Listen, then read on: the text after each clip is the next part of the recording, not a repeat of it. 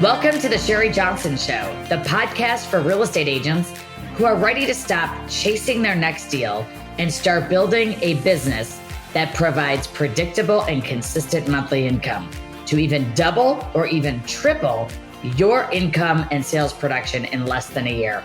I'm Sherri Johnson, international real estate coach, speaker, consultant, and the creator of the exclusive Goldmine Pipeline strategy that's helped thousands of agents add over 6 figures to even 7 figures to their bottom line.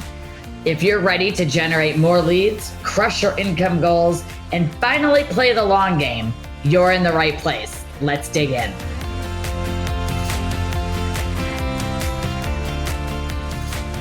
All right. Well, welcome to the Sherri Johnson podcast. I'm Sherri Johnson. I couldn't be more excited about today's guest, and I am elated because when I have somebody on the show who has started from basically nothing and become not only number one in her market, but number one in the country for her brand, I'm literally so crazily excited. I have Malinda Koncar with me today. Hi, Malinda.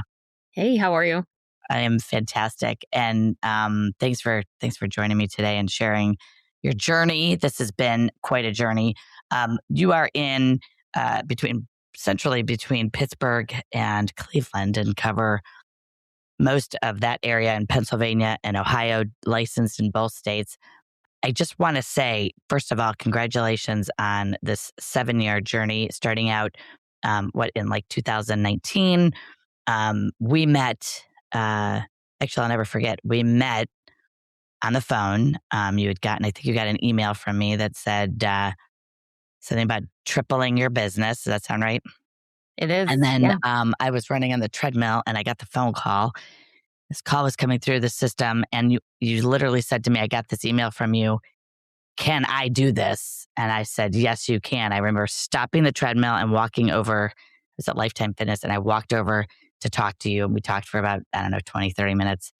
And wow, you have done an amazing, amazing thing. I would love you to start first off, before we go into how you got licensed, the journey, the years, the no business to, the number of units just in 2025 being number one in your brand at Berkshire Hathaway, internationally, the number one solo agent with 229 agents. You do not have a team. What does that feel like? And can you are you just like, I don't know if you're exhausted or overwhelmed or both? Are we tired? Yes.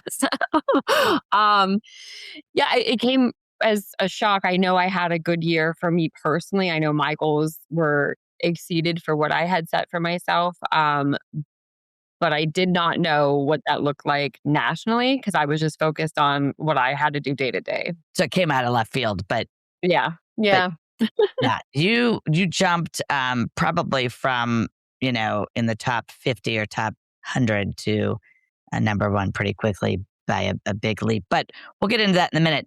Almost $21 million in sales volume for 2025, 229 sides. Do you have an assistant? I have a virtual assistant. Her name is Elaine. She's in the Philippines and she's been tremendously helpful in all of it. Yes. Yep. I remember going through hiring people. Well, tell us, is she full-time or part-time? She's full-time. So we're on different time zones, but she works my Monday through Friday, 9 to 5. Perfect. Do you have a team? No. No. And you have done this feat as a solo agent, and everyone listening, we're literally talking to you. If you're listening to this right now, I want you to hear what Malinda did.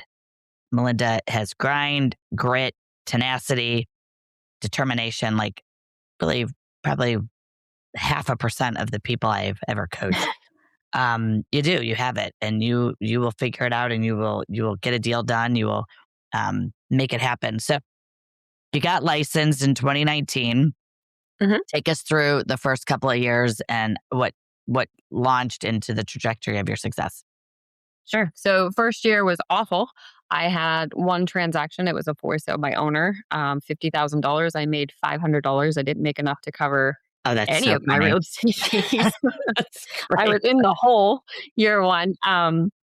but I am big on strategy. So I knew I needed some sort of income. So I actually was bartending at a country club at the time to have immediate income while I was trying to get this business going. I was coaching at Orange Theory. I was selling makeup, everything I could do on the side to make sure that I could afford to give it my hardest go.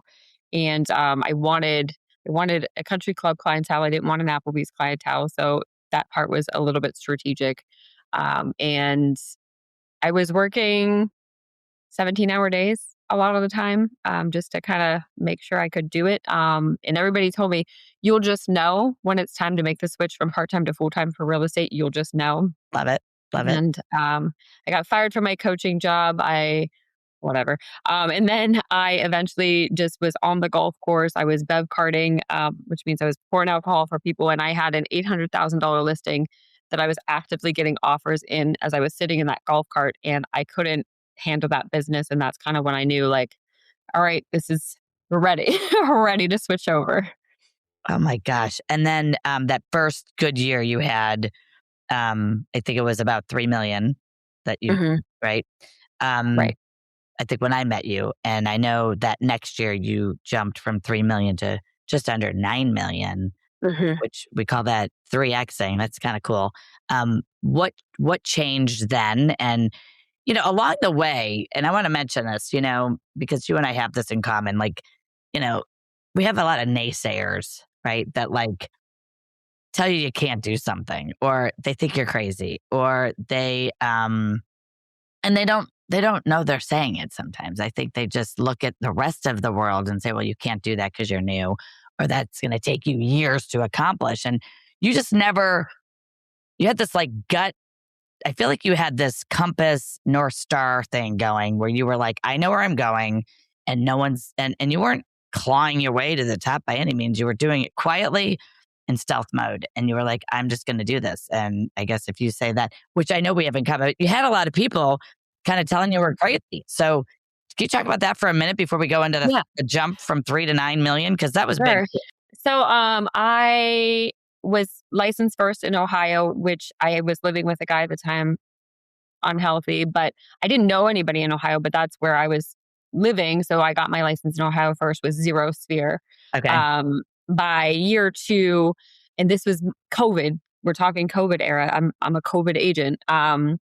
Year two, I decided that my sphere is in Pennsylvania and I should probably get my license over there if I want this to work. So my license got delayed because of COVID. But I think that actually helped me. I mean, everybody knows that COVID was a good time to be an agent, but I think that that trajectory was a little bit different for me in that I was able to learn to pivot because every day was a new law, a new regulation, a new this. And so I got so accustomed to pivoting daily that was one of the biggest growth shifts that could have helped me.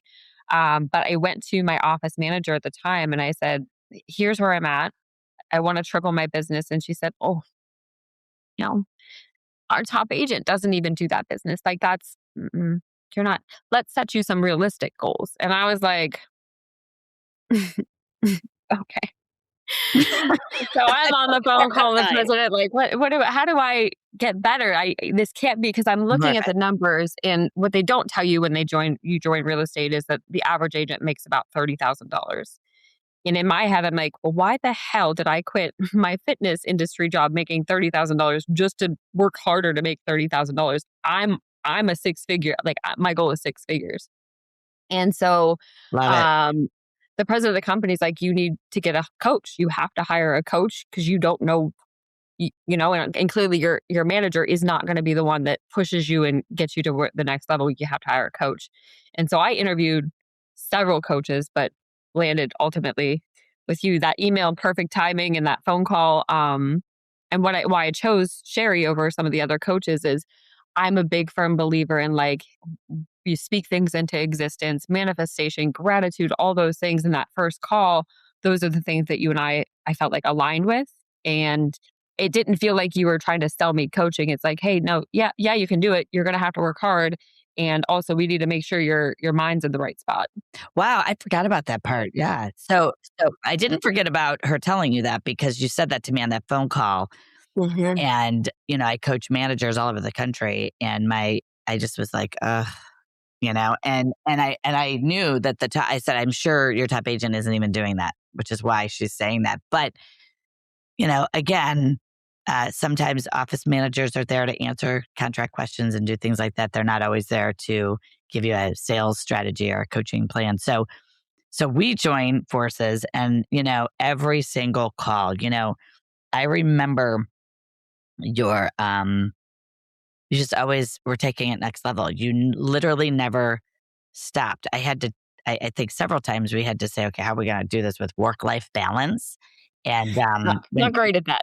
when you were already working 17 hours at your other 3 jobs to make sure you could start real estate, that says it all. And similarly, that's how my first few years were in sales, so I can relate. But if you're out there listening, like you said so many things in the last 3 minutes, like I want to be a 6-figure agent, and I think sometimes it's not that we take it for granted, but I think a lot of people don't see that they could do that, and why not? Why can't it be us? Why can't we also be in that top tier? So you go from 3 million to 9 million.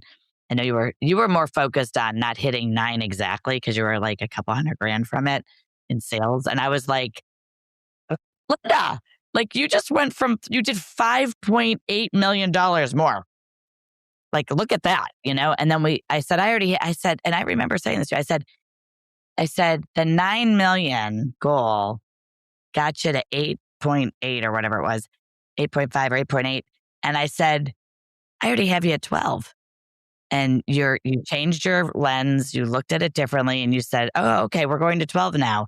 And I feel like you kept just layering the next goal before the end of the year. And what I saw you do that fantastically. Now, I have to ask this question because everybody thinks, you go from, it's not an overnight success story. This is hours of lots and lots of work and late nights and tears and people just being not nice always, whether they're agents or clients. And so I know this is not like this has been like some cakewalk at all.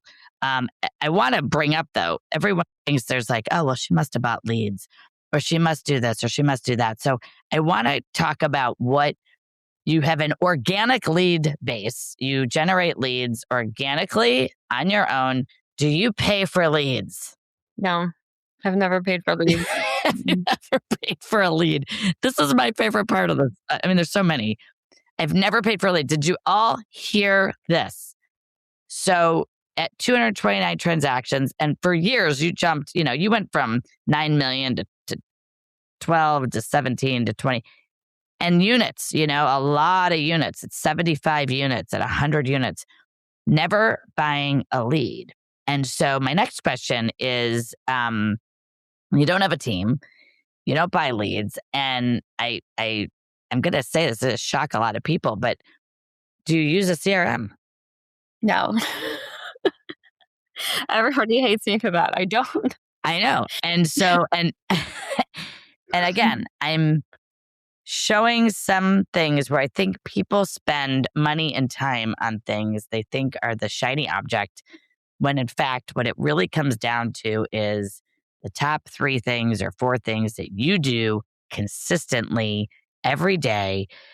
I know that when we did Goldmine Pipeline or we did anything, you had it done. You showed up, you had it done. And then you said to me, I said, how many appointments do you have this week?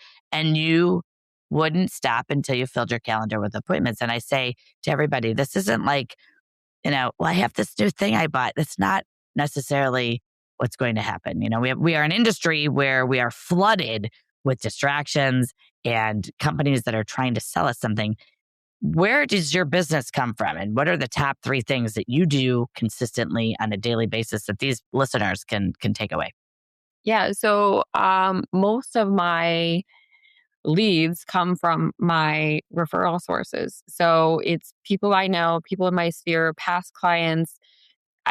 My biggest lead source is referrals, and that makes everybody's life easier. And one thing that's shifted since, I had coached with you is that we were focused on appointments at one juncture. In my mindset, I've shifted that. I don't want appointments just to have appointments. So instead of focusing on appointments, my focus is contract. So my goal is 5 contracts a week. And I don't care if those are listing contracts. I don't care if they're purchase contracts. My goal is 5 contracts a week. I don't always hit that, but it clarifies things for me a little bit more. And it's taken a lot because we had a tough conversation where Sherri was like, stop taking these stupid, these ones that are going to waste your time and drive you nuts. And so I really shifted from an appointments That's focus right. to a contract focus, to where I'm at the juncture where I can say no to the ones that are going to be time wasters, that are just not going to be worth my time and energy. So that I can focus a little bit more on the people that are in front of me that I know want to work with me, that I know aren't going to be problematic. And you said that, when I remember, were you looking at rent? Were you dealing with rentals when I said Ah, that? And I was yeah. like, What are stop you the rent. doing? And you don't do them anymore. No. I mean, guys, everyone listening, unless you're in New York City, where a rental is like 5, 10 grand or 20, and you're going to make a nice rentals. Like, the problem is, again, this goes back to poor leadership. Unfortunately, a lot of managers, they do the rentals. Eventually they turn into buyers. Like, that's just a horrible strategy. So you did listen. You swallowed that. Like, I feel like you were like, oh, but it's faster money. And I said, no, look what you make on a transaction. So I'm repeating this because we're going down memory lane, but also because someone needs to hear this. So raise your average sale price. And I love that you are focused on contracts. At the end of the day, that is the best thing to track, is number of contracts. And if you heard Malinda, she said, whether it's a listing agreement, a buyer contract, or an offer that's closed, purchase agreement. So I love that. 5 a week. It's no wonder it's selling that many houses a month. That's the goal. So great. And Um, and you said, I don't do it every week, but that's the Yep. goal. And I think one of the biggest mindset shifts that you immediately were attracted to, it's not like, I think you came into my world already having this idea. It's not something I taught you. You already had it, which was, I want to be, and you were shooting for, the home runs. You were shooting for the sky's the limit and not limiting beliefs. You just said your referral source is a number one source. I mean, obviously, we all should have a CRM at some point. You and I are talking about that, but like, I know most agents are spending all this time trying to manufacture a lead system or a CRM. They have no appointments, and that is just extremely frustrating. You're not going to sell anything if you're focused on non-dollar producing things like the shiny object that you think is going to get the thing that it's going to bring you all this business. And so it really comes down to just hard work and talking to people. So you do a lot on social media.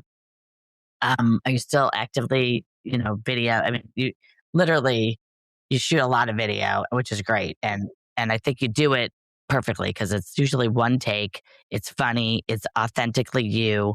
And I think tell everybody what your, because you have the awkward, what is it? The awkward. oh. So on TikTok, I'm the awkwardly honest agent, where sometimes I'm a little bit, I always tell people my Facebook is PG, my Instagram's PG-13, and my TikTok is just full Anything blown. goes. Yeah. Um, That's awesome. But one thing that I started doing was incorporating, like, what makes you different from somebody else, and how do you take something you enjoy doing and pair that with real estate to make that your thing. And so for me, I started doing cocktails, mocktails, and home sales. So for every house that I have listed, I will make a cocktail or mocktail that suits the vibe of the house. I make the drink right there at the house, and then I do a home tour. And people love those. And so I'm not telling you to do cocktails and mocktails, but like, what do you enjoy doing if you pair that with real estate somehow? And a lot of people would never think, well, how do you pair, used to be a bartender, how would you pair that with real estate? Well, you got to think outside the box. Well, you know how to make a good drink too. And when I've watched the videos Yeah. and you're like, here's what we're doing. And then you're talking about the house. How long are those videos about? Are they a couple, 3 minutes? Usually like 3 to 5 minutes. So I'll film pretty much one take of me making the drink, and then it'll be blips of just use of the house so that it's not Yeah. crazy long. Yeah. I remember one year when you really hyped up the video and, your number of sales from social media just skyrocketed. Is that still the case? Did you get? Yes. I would say probably third of my lead gen is from social Okay. media. And And people don't necessarily call you and say, I saw you on Facebook and I want to hire you, but it's that top of mind awareness. Your friends are sharing the videos, they're seeing the videos, they know you're in real estate because it's just out there. So some of that data is hard to track, saying exactly where Right. a lead came from. But a lot of times it's social media because they've seen your things and now it's top of mind awareness that they just know that you're the local agent. Yeah, when someone says they need an agent, you're the first one that's coming to their mind. They see you almost Or daily. they're asking and somebody knows somebody that worked with me and loved me and had a great experience, and so they're sharing my contact information because most of them do come in by way of referrals, even if it was kind of maybe sort Right. of from media. Exactly. Mhm. And I think your sphere, your following on all three of those platforms, social media wise, um, again, everyone's getting a hit of Melinda Koncar, whether they're subliminally seeing it or they actually sat and watched it. It is top of mind awareness, and it literally is like digital door knocking. I mean, you're constantly in front of these people, um, and you're the first person they're going to think of. I love it. What would you tell? So before I get to that, listing sides, buyer sides. Where are you at with that in terms of percentage of those? I've made the switch. So as a new agent, I was totally a buyer agent. I am I love now this. officially a listing agent. I do both, of course, but I'm heavier on listings. So I think I have Good. 16 active listings at the moment. You Love it. know, and yeah, I have 16 active listings at the moment. You know, 15 pending transactions at the moment. So I finally made that switch, and everybody asks, "Well, how do you do that?" And again, it's organic. The more listings you get, the more listings you get. Sending out the postcards, everybody thinks that that's the you send out the postcards and you're going to get all these phone calls. You don't get calls from postcards, but again, I don't usually. Occasionally I do, but it's still that top of mind awareness. That's one more time they're seeing my face, even if that, they're not saying, hey, I'm calling you because I have this postcard in front of me. But the more listings you get that you can promote, that you have sales and you're strategic about that. And my listing presentation is pretty on point. I think that one of the biggest things though is when you get a phone call to go look at somebody's house, if you're cold calling somebody else, you're selling yourself out the front. Whereas right now I'm at the juncture where people are calling me because they want me. Right. So it's not a hard sale when I get there. The deal is pretty much done before I even walk in the door because they're pre-qualified. They already know me. They already know my style. They've seen my videos, and it's just a matter of how much are we going to price the house and do we need to do anything before we get it listed. So that makes things a little bit easier too once you have that rapport in the community. I love that. They're calling you and it's a pull through, like you're getting the calls. You're getting the calls. Mhm. When you say your listing presentation is on point, what would you say is your best strategy for once you're at the appointment and is it pricing strategy? Do you communicate ahead of time before the appointment? Do you just have a really great way of building rapport with the seller when you get there? Like, what do you think is making you so successful with listings in the last like 2 years? So I would say that I probably have 2 to 3 calls before I get to the house. The first call is just kind of little mini fact finding. The second call is a little bit more digging. Tell me more about your house. How old is the HVAC? Or what would make your house have more value or less value that I'm not going to see when I do my research online? And then Okay. I'm pretty data based. So when I go into the house, I have my stack of data. But as we're touring the house, that's the first thing I do. We'll tour the house, show me around. I'm taking notes and you get a feel for what type of personality you're walking into. So you do, again, that's part of the pivoting, learning to pivot. You're going to pivot based upon the personality. Some listing appointments, they want the data, they love data. Some don't. They want to get to the end. They don't care about the fluff in the middle. And some just, they want to be heard. So paying attention when you knock on that door and you come in, you start asking a few questions to get an understanding of what personality am I dealing with? And then how am I going to customize this stack that I have so I can go any direction with a stack of paperwork? Yes. How am I going to customize it to the person in front of me? Yeah, that's great. And probably, I don't know if you have a line or what when you walk through that house, and maybe these are people you don't know, or maybe they're people that were referred to you, but at what point are you like, I'm getting this listing? Do you have that moment? Do you have a certain, Oh, feeling? I had that thought before I even enter the house. Like Perfect. again, I'm getting the listing. I'm just going to figure out once I get there what pricing strategy we're going to use. Now, obviously I don't get every single listing, but my conversion ratio is extremely high. I think maybe in the last 6 months I didn't get 2 listings. One was because the guy didn't want to clean the house, and okay, that's going to be a problem. You got to clean your like you got Right. okay. So, and then the other one was solely they went with a cheaper agent, and you know what? Again, thanks to you, sometimes I'm okay with that because I don't want to deal with somebody that doesn't see my value. So, Well, and I love, my favorite thing is, yeah, you walk in the door assuming you're getting the listing, and that is like, if that, I hope that didn't go over everybody's like head when you heard that, because it's a mindset. See yourself winning, and you're going to be winning. Walk in the door as if you're getting the listing, and then, as you said, figure out how to adjust the conversation with that seller to either pivot or ask the right questions, or get the listing based on I think asking the right questions and adding value, and you're doing that at a massive level. So what would you tell, let's switch over to, like, what would your advice be to either a seasoned agent who's been licensed a long time, who's just trying to, mhm. like, maybe they're plateauing, and they're like, it's to that next level, a seasoned agent or a brand new agent who is hearing this and saying, wow, how could I be like Malinda Koncar? Like, what advice would you give them? What would you tell them to start doing or not do?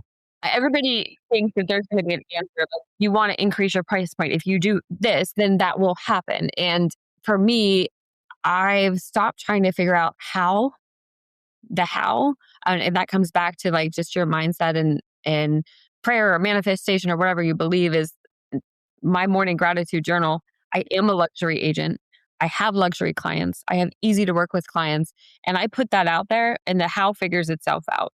So my price point has jumped significantly. Sherri used to beg me, "Let's go for the $300,000 sales. Let's go for 300." And now 300's easy. I'm at 5, 6, 7. It just, again, it just creates it's your mindset is there, and part of that is preparing yourself mentally for that. So for me, like, if I want to make a shit ton of money, am I ready for that? And I wasn't. So what do the preparation is, okay, well, I need this bank account, I need to set up with a financial advisor, I need this because I'm going to be having incoming, and once that's done, build it and they will come. And that's essentially what happened. So it wasn't like, oh, I made 600 more phone calls and I got all these listings.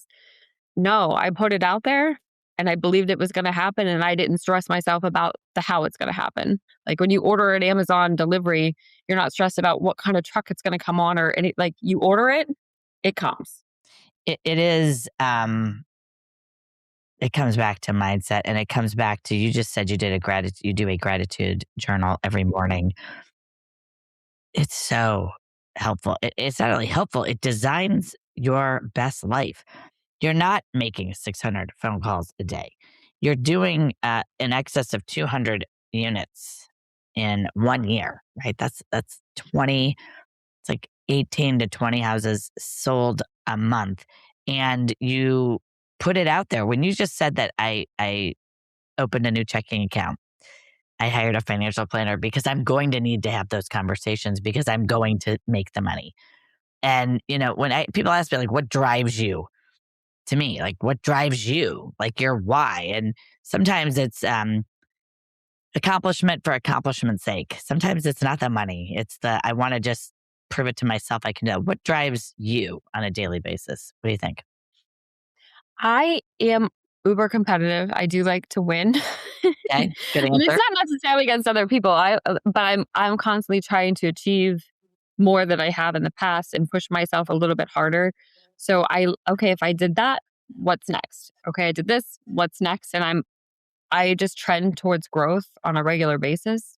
Um, so my driving factor is the life that it's afforded me. So I remember not being able to go out with friends because I wasn't going to have gas money to get to work next day if I went and had dinner. I remember not being able to pay my mortgage after a divorce because I went from 2 incomes to 1 income and having to ask my grandma for money, and having the resources to be able to live the life that I enjoy, but also to help others. So if mom needs a new roof, I gotcha. If she needs anything, like we could just handle it and we don't have to stress about it. And that makes life a little bit easier. And I do believe in giving back. So I am a part of a lot of charities. I have a lot of cancer charities, ALS charities that I work pretty closely with and give back in that manner. And that's pretty rewarding as well. It's available to everybody. I hear your story and I think, wow, just what an example. And, um, at the same time, it's like, you set a goal and here's what I know about you. I'm the same way. It's you versus you. You're extremely competitive with yourself. And like, what did I just do? And can I do better? Can I take it next level? That is, um, it's a gift for people to understand that, that is available. Most people have such limiting beliefs and they're, hearing the word realistic or that's crazy or you can't do that. And I'll never forget you played that Katy Perry song, and I think it was after one of your awards. You had been on stage, you got an award, were top in the whatever of your company, which I forget what number you were. But I would look at those, I would see these reports, that would come out and I'd be like, there she is climbing, climbing, climbing. And you played that, Katy Perry song Daisies. And it's like, if you haven't heard that song, everybody go listen to it because it's so real. Like, why not me? And you've done it and you keep doing it, you keep delivering and you do it like a stealth. I love it. It's like, there she is again. I see her on Facebook. There you are again, taking it next level. And so I want to answer to the new people listening to this, what should they focus on? Is it listings? Should they get rid of rentals? Tell them your best three things. Like if you're a brand new agent, is it hire a coach? Is it get, a pipeline? And, can they have success quickly? You skyrocketed once you started coaching. What do you think a new person or a seasoned agent needs to be doing to get their best life in real estate? I think they need to assess where they're at, figure out. A lot of times we don't know what we don't know. So for me, it was hiring a coach. I didn't know how to grow. I didn't know how to keep track of anything. I didn't have structures or anything in place to manage. So I would have never got to the highest level if you miss the steps in between. You have to hit the steps in between, I think. And the only way for me to have done that was with coaching. Otherwise, I just don't think that I would have had the resources and the tools to be able to have the capacity to grow. And again, it's just that matter of setting yourself up for success by knowing where you want to be and figuring out, do I have the structure in place to be able to handle that when it comes? So for me, I do think that coaching was the start of the success. I think everybody's going to be individual and somebody might do fantastic with rentals. That might be their whole business, but that's not for me. So finding what you enjoy, if you really love buyers, then you be the best damn buyer agent in the whole world. But if you love listings, then listings to me are my bread and butter because I was on a beach in Florida and I got 2 contracts coming in, so it's less running for me to have listings. I just got to the juncture where I will still work with buyers. I think that in my market, our average price point, it's not high. It's like 150, 175. And so some people think that, oh, you got there because you have these crazy high points. That's not my average price point. And the people that are $100,000 FHA VA buyers, if they get a brand new agent that doesn't know what they're doing, they're screwed. So I still have a soft spot for some of those because I know that I have the strategy and skill set to get their offer accepted and to get them into a house. So I don't let that part of my career go.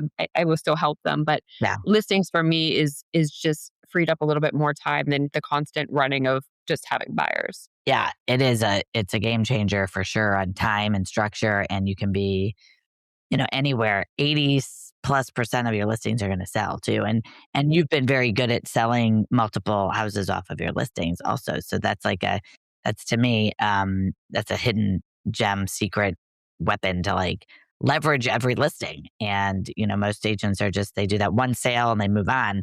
All right. So what's next? What's next for Malinda? I know you're probably like, oh my gosh, Sherri, don't ask me that after I just found this out. Again, number one Berkshire Hathaway agent in the country and world in your brand. I mean, in the top of the country in general and all agents. What's next? That's going to be hard to top next year for sure. Put a lot of thought into that. Next year, my goal is 30 million, which will be another big jump. But constant growth. I'm just happy as long as I'm growing. And I still think that I can be able to handle a multitude of people, getting people into homes and selling their homes. So I'll have a pretty high unit number next year as well, I'm sure. You know, it's great. Malinda Koncar, you are so coachable. You have confidence and you're strong willed and you have discipline and you have all those things that make up what a top agent is and can become if you're listening. Like those things are real, the discipline to do the things even when you don't want to do them because motivation comes and goes. But you are coachable and you have humility. And I think that's for if I could say this, like you have humility, you treat everyone respectfully. You are a leader in your industry, in your market, at your company for sure, in your entire country. But think about this, like, a lot of people do this and they're not coachable. Like people, you are so ready learning. And you said earlier, I don't know everything. And I certainly, learned to pivot every day. And this is a business that we have to pivot in almost daily. What scripts were used, 3 months ago may not work still today. But you're very coachable. And I think when we look at what makes a person coachable, because there are people that, they're like, no, I'm doing it this way. And you would take those moments, and a lot of people are offended or think, whatever, I didn't think coaching was going to be like this. I just happen to know that like we could have straight up conversations. You are coachable. You know how to pivot. You know how to treat people with total respect. Even sometimes the agents who aren't happy for us, that the people that, and they're just like this. You don't even like, here's what's so great about you. It doesn't even phase you. It's like, oh yeah, those people. Okay. And you move on. And I think everybody gets caught up in it doesn't serve them. And I know you don't. You actually, it either fuels you or you just ignore it. And I think both are great. What's next? Yeah, you're going to do 30 million. I know you're going to do 30 million. You do more than that. It has been an absolute pleasure to be sort of front row for, I don't even know, 6+ of those years, or 5 of them anyway. But I adore you. I think you're one of my favorite clients I've ever, I mean, honestly, I knew you had this and you knew it. And I think what's great for, when you're a coach, we don't just make people great. Like we actually pull out the greatness you already have and the potential, but you had it, you knew it, you've got that North Star going. And I think you've got a lot of runway left to do a lot of great things. So I'm excited for you. I'm grateful you live close. We always get together, and we get to see each other in person, but I really want to just congratulate you. And, you could connect with Malinda on social media, Awkward Agent. What is it? Awkwardly Honest Agent on That's right, TikTok. Awkwardly Honest. And Facebook and Instagram are just my first and last name. and it's Malinda, M-A, Correct. Malinda. And make sure you go connect with her. Send your referrals for, I think it's what are you, Youngstown? Yeah, Western Pennsylvania, Eastern Ohio, Right. Northeastern Ohio. So Mahoning, Trumbull Yeah. counties, Mercer, Lawrence, Crawford, Allegheny, and Pennsylvania. I cover about 8 counties, but again, centrally right between Pittsburgh and Cleveland. You want to connect with Malinda. She'll, you'll love watching her on video. You can get some great tips from her. You can also send her referrals and connect with her and collaborate. I am so excited you were on our show today. Will you come back? I need to have you back again. Yeah. We'll have you back We'll again. fit in. And everybody, this has been just an awesome hour with you or so. I know if you listened to this and you literally just listened to the basics, like what do you need to do? How are you going to get there and put it out there? And you have what it takes. Malinda is a perfect example of that. And your example, and this is just going to take you next level too, because you give back, and if agents would just, work together more and collaborate and Right. have a spirit of cooperation and you could be competitive, but you can also just say, like, what do I need to change in my daily routine to be successful? And I think that you took the limiting belief off because you knew you had it inside you the whole time. So check in with us. Our next episode will be awesome. The Sherri Johnson podcast show has been launched. We love your reviews. We love to have you share this with a friend. And Malinda, I'm so grateful. You're amazing. Congrats again. And thanks for being a part of my journey and our coaching program. And also can't wait to see where we're going to go next. Absolutely. All righty. Thanks, everybody. You rock. I'll talk to you soon. Thanks for tuning in to the Sherri Johnson Show. If today's episode gave you a breakthrough or an aha moment, please take action. And don't forget, you can grab your free download of the Sherri Johnson Goldmine Pipeline in the link below and start seeing results right away. Want even more personalized support? Book a free strategy call with our team or check out our coaching program starting at just $49 a month at sherrijohnson.com. Remember, it takes 5 contacts to get a yes, but with the right strategy, you can get there faster. Let's turn your potential into profits. I'm Sherri Johnson, and I'll see you next week.